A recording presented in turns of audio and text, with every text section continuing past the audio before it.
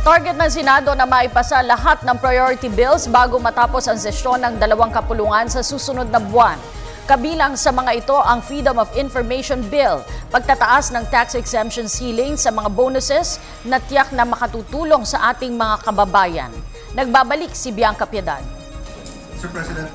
Kumpiyansa si Senate President Franklin Drilon na matatapos ng Senado ang priority bago muling mag-adjourn ang dalawang kapulungan ng Kongreso sa March 15. Kabilang sa mga ito ang Freedom of Information o FOI Bill, pagbabago ng Charter ng Sandigan Bayan, Marina Bill, panukalang tax exemption sa 75,000 pesos pababa na 13th month pay at iba pang bonuses at ang graphic warning sa sigarilyo. Sa susunod na 3 linggo, sisikapin namin tapusin yung mga panukalang batas na nakabinbin.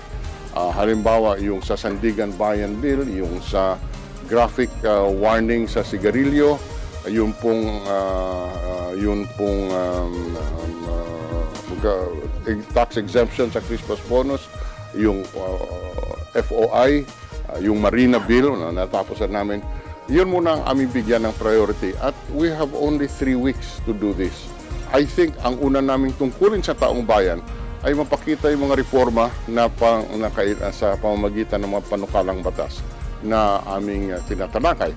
Ani Drilon, isa nga sa mga dahilan kung bakit pinakiusapan sina Senador TG Ginggona at Jinggoy Estrada na magkasagutan ang mga ito, FOI bill na kailangang tapusin dahil ito ang magiging panlaban sa katiwalian. Bukod dito, plano din ng Senado na ilabas ang pagbabago sa Charter ng Sandigan Bayan upang mas mapabilis ang pagdinig sa mga kaso.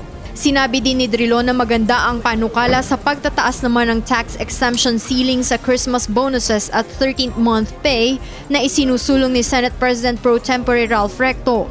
Yung present limits ngayon na 30,000 ay binuo yan mga 1995. At nung panahon na yon, ang sahod ng pangkaraniwang manggagawa sa pamahalaan ay 2,900 per month.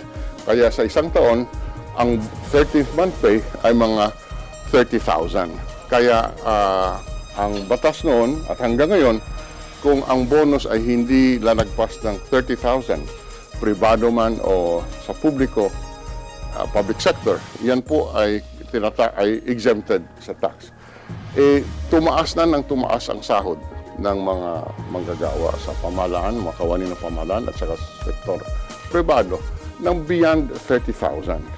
Kaya karapat-dapat na-adjust natin yung maximum ng 13th month pay na maging exempt sa income taxes. Oras na maipasa ito, wala nang buwis ang 75,000 pesos pababa na halaga ng 13th month pay o Christmas bonus. Makakabuti din anya ito sa ekonomiya dahil sa pamamagitan nito ay binibigyan ng purchasing power ang mga consumers at naibabalik din ang pera para sa paglago ng ekonomiya. Para sa Telebisyon ng Bayan, Bianca Piedad.